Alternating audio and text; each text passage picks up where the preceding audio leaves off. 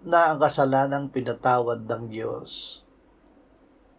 Ang kanilang mga kasalanan at mga kasamaan ay hindi ko na aalalahanin pa.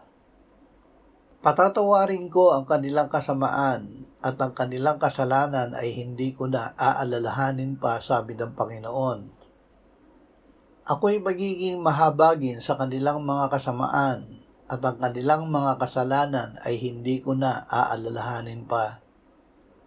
Kung gaano ang layo ng silangan sa kanluran, gayon inilayo niya sa atin ang ating mga pagsuway. Ama, salamat sa pagtitiyak mo na nang kami ay pinatawad mo ng aming mga kasalanan, ang mga ito ay hindi mo na inaalaala. Amen.